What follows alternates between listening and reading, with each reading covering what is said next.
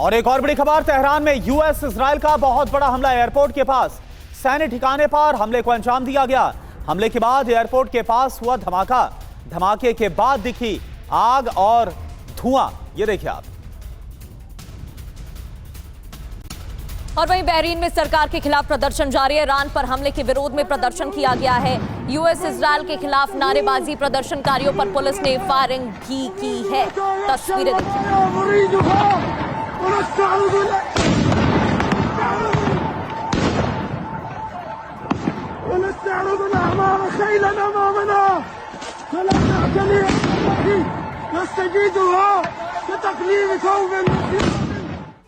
और अब आपको बताते हैं कि मिडिल ईस्ट में जारी महाविध्वंस में अब तक कितने लोग अपनी जान गंवा चुके हैं। कई आंकड़े सामने आए हैं। देखिए, एक एक कर आपको देशों के नाम दिखाई दे रहे हैं। ईरान की बात करें तो 1937 लोगों की मौत हो चुकी है। घायलों का आंकड़ा 24,800 है।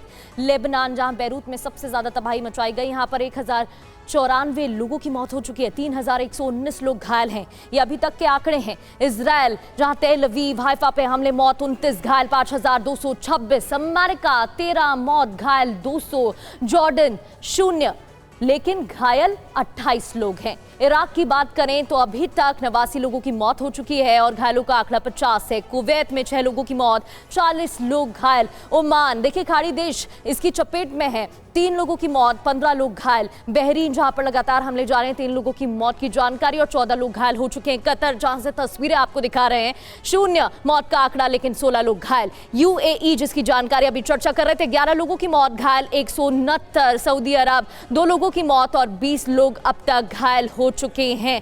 शैलेंद्र सर, ये तो आंकड़ा सामने आ चुका है, लेकिन मिडिल ईस्ट की बात करें तो पहला सवाल है कि जैसे मार्को रूबियो कह रहे हैं कि रूस की तरफ से मदद की जा रही है, चीन की तरफ से मदद की जा रही है, तो इसमें उद्देश्य क्या है? क्योंकि डोमिनेंस तो बड़े देश मिडिल ईस्ट में चाहते ही हैं। अब इसमें किसका फायदा हो रहा है और किसका नुकसान?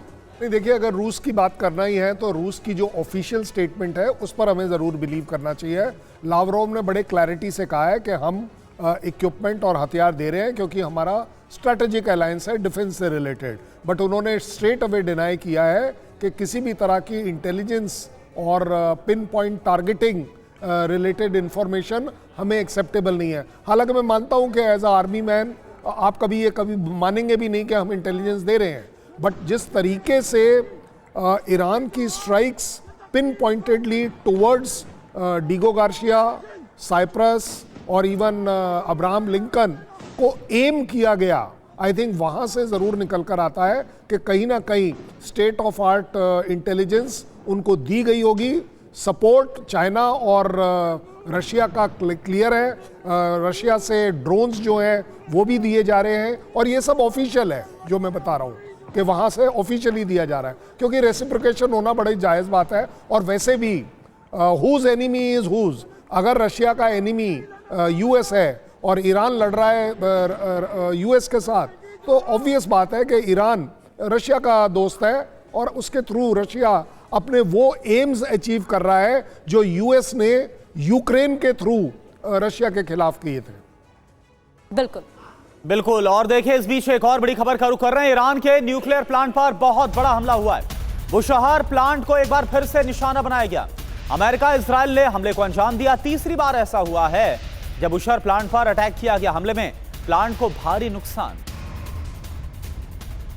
और यूएस ईरान तनातनी से मिडिल ईस्ट में टेंशन बढ़ गई है। तुर्की के विदेश मंत्री हकन फिदान ने जानकारी दी है। फिदान की तरफ से बयान, हफ्ते के अंत में 4 देश करेंगे पाकिस्तान में मीटिंग। इस्लामाबाद में तुर्की, पाकिस्तान, मिस्र और सऊदी अरब की अहम बैठक होने वाली है। ईरान अमेरिका के बीच बातचीत को लेकर चर्चा होगी। नेचुरल गैस के निर्यात को लेकर रूस ने किया है बहुत बड़ा ऐलान। 1 अप्रैल से 4 महीने के लिए नेचुरल गैस पर निर्यात पूरी तरह से इस पर प्रतिबंध लगा दिया गया। सरकारी समाचार एजेंसी टास के हवाले से खबर आ रही है, 31 जुलाई तक जारी रहेगा गैसोलीन निर्यात पर प्रतिबंध पूर्ण तौर पर। और यूएस कमांडो ऑपरेशन की तैयारी के खिलाफ विरोध प्रदर्शन देखने को मिला। ईरान के हॉर्मुज के निवासियों ने विरोध जताया है। हॉर्मुज के किनारे मानव श्रृंखला बनाई गई, ह्यूमन चेन बनाई गई। यूएस इजराइल के खिलाफ नारेबाजी की गई।